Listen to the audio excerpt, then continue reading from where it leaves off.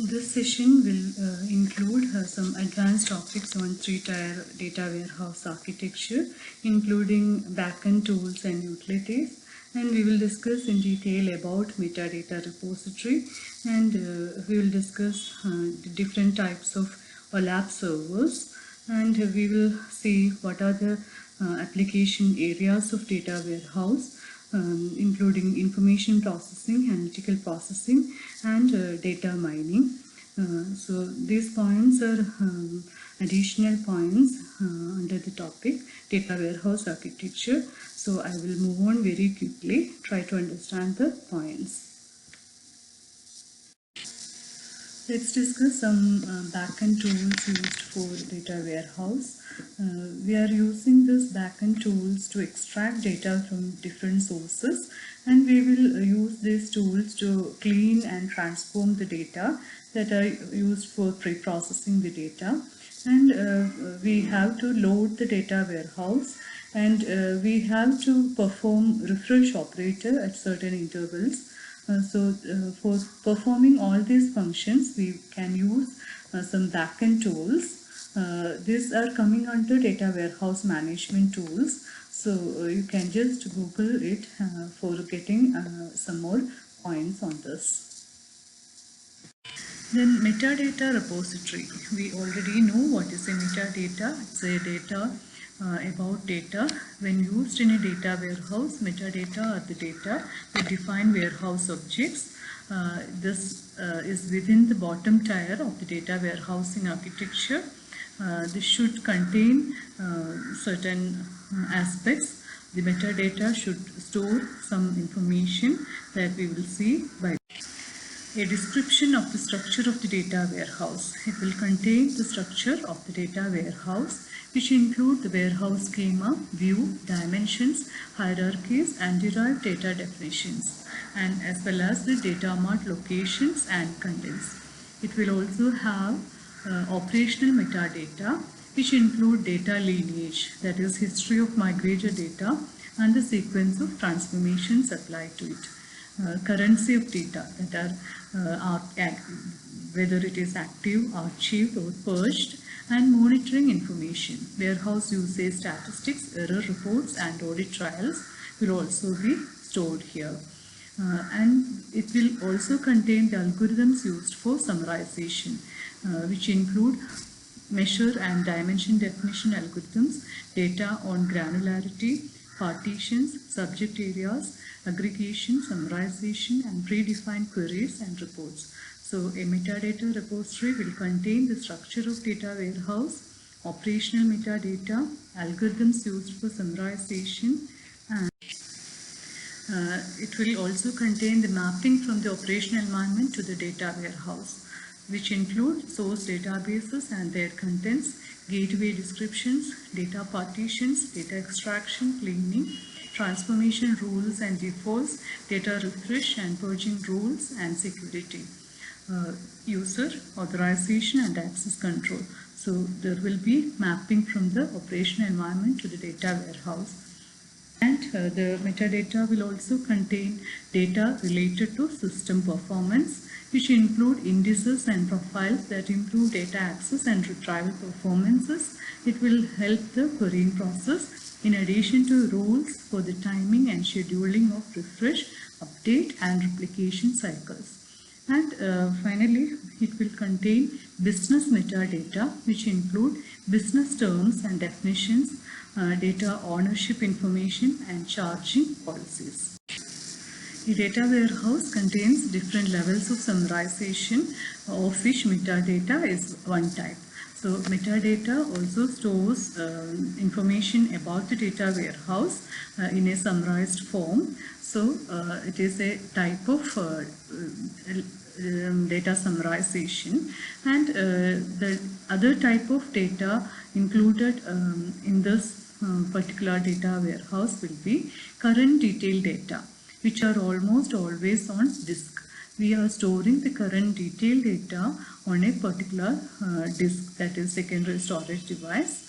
Then all the detailed data will be there, which are usually on tertiary storage. That are, if we need something from that particular data, we can go up to that detailed data, which are usually stored on tertiary storage. Lightly summarized data and highly summarized data. We may store lightly summarized data, or we may store highly summarized data, which may or may not be physically housed. So this may be virtual warehouse, or virtually we will store.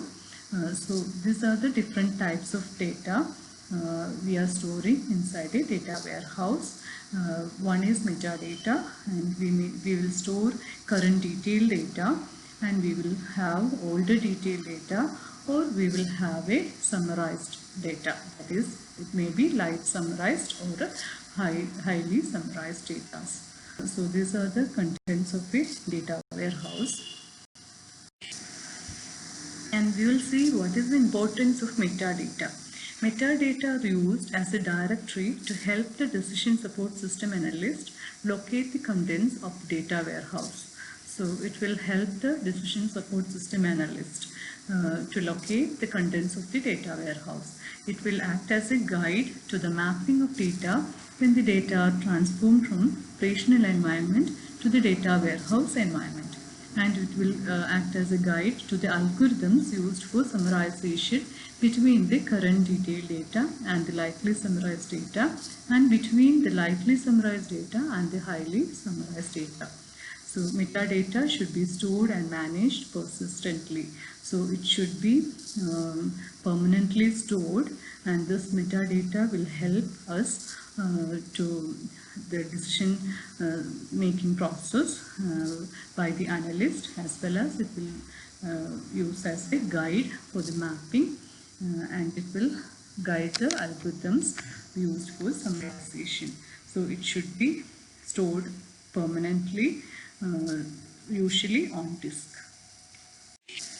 Next, we will discuss different types of OLAP servers. OLAP servers can be used various models. Based on that, we will have different types of OLAP servers. ROLAP means relational OLAP, and we will have multi-dimensional OLAP systems, and also having hybrid OLAP servers, or we may use specialized SQL servers. So the physical architecture and implementation of OLAP servers must consider data storage issues. Implementations of a warehouse server for OLAP processing include relational OLAP, that is ROLAP, multi-dimensional OLAP, MOLAP, and hybrid OLAP, that is HOLAP servers. And we may have specialized SQL servers. Relational OLAP servers. These are the intermediate servers that stand in between a relational backend server and client front-end tools. They use relational or extended relational DBMS to store and manage warehouse data, and OLAP middleware to support missing cases. ROLAP servers include optimization for each DBMS backend, implementation of aggregation, navigation, logic, and additional tools and services. This technology tends to have greater scalability than MLAP technology. The DSS server of MicroStrategy, for example, adopts the ROLAP approach. Multidimensional OLAP servers support multidimensional views of data through array-based multidimensional storage engines. They map multidimensional views directly to DataCube array structures. So the advantage of using this DataCube is it allows fast indexing to pre-computed summarized data. So this will be more suitable for a multidimensional DataCube. Notice that this multidimensional data stores, the storage utilization may be low if the dataset is sparse. There are two types of datasets in data science, that are dense dataset and sparse dataset. Dense means we have similar items together, so the information will be gathered as per the similarity. But sparse means it will represent a rare set of data. So the diversity will be high in the case of sparse data sets. Many MLab servers adopt two-level storage representation to handle these type of data sets. Denser data cubes are identified and stored as array structures, whereas sparse data cubes employ compression technology for efficient storage utilization. Next one is hybrid OLAP servers. Hybrid approach combines ROLAP and MLAP technology, benefiting from the greater scalability of ROLAP and the faster computation of MLAP. For example, a HLAP server may allow large volumes of detailed data to be stored in a relational database, while aggregations are kept in a separate MLAP store. The Microsoft SQL Server 2000 supports a hybrid OLAP server. The specialized SQL servers are used to meet the growing demand of OLAP processing in relational databases. Some database system vendors implement specialized SQL servers that provide advanced query language and query processing support for SQL queries over star and Snowflake schemas in a read-only environment. Next, we will see the trends, applications and tools that are associated with a data warehouse. Business executives use the data in data warehouses and data marts to perform data analysis and make strategic decisions.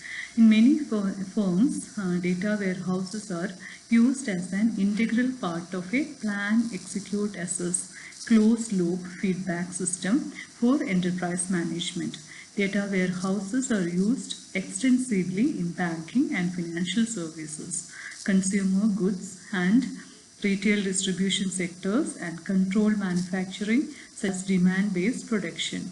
So these are the usage and application areas, or we can say the trends, and for this we can use different tools. Data warehouse evolution phases. We will see what are the evolution phases of a data warehouse. The data warehouse is mainly used for generating reports and answering predefined queries. It is used to analyze summarized and detailed data, where the results are presented in the form of reports and charts.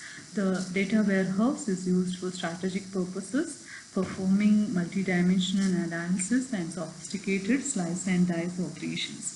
Finally, the data warehouse may be employed for knowledge discovery and strategic decision making using data mining tools. Data warehouse application areas include information processing, analytical processing, and data mining. Or we can say the data warehouse can be used for information processing, analytical processing, as well as for data mining operations.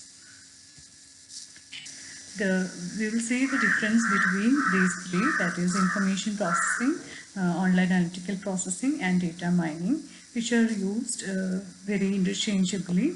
So we will see what are the actual difference between these three. Information processing supports querying, basic statistical analysis and reporting using crosstabs, tables, charts or graphs. A current trend in data warehouse information processing is to construct low-cost web-based accessing tools that are then integrated with web browsers.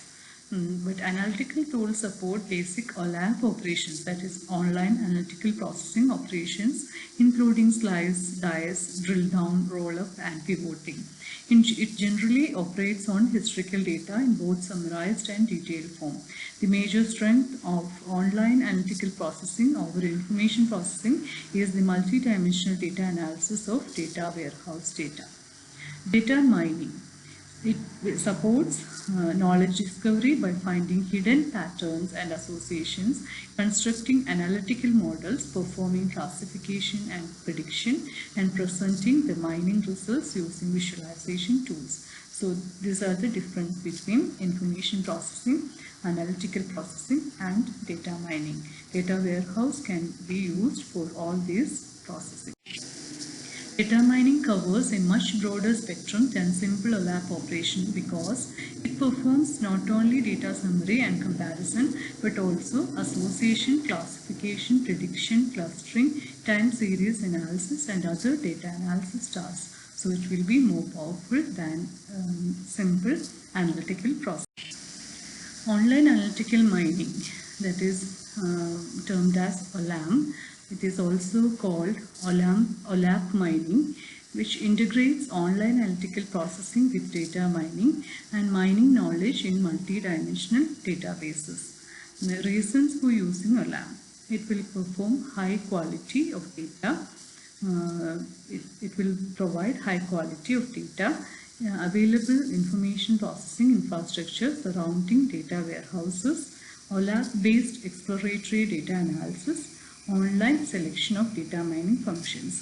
So when we combine both the OLAP and data mining, it will perform very well. And we can use different tools for data warehousing. It can be categorized into access and retrieval tools, database reporting tools, data analysis tools, and data mining tools.